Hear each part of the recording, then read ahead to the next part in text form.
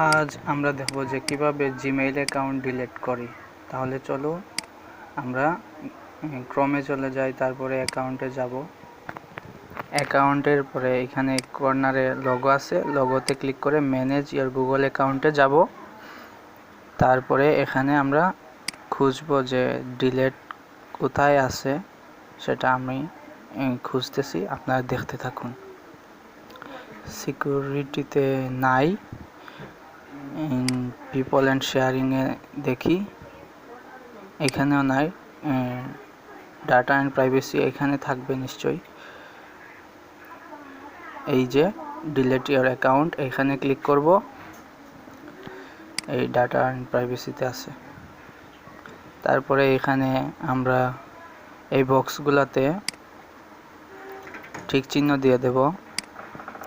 এইটা একটু পরে নেবেন, সব কিছু পার্মানেন্টলি ডিলিট আমি করব যেহেতু।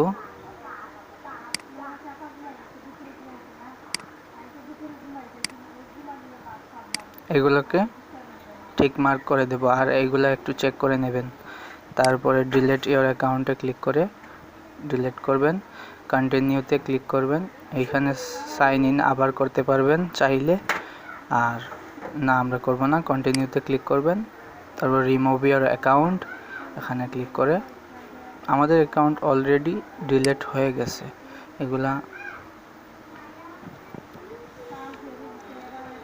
রিকভারি করতে চাইলে এখানে আপনি আবার রিকভারি করতে পারেন।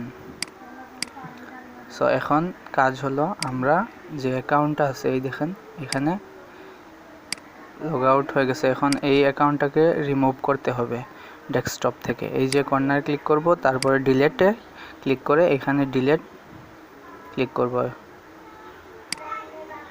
ওকে, ডান হয়ে গেছে।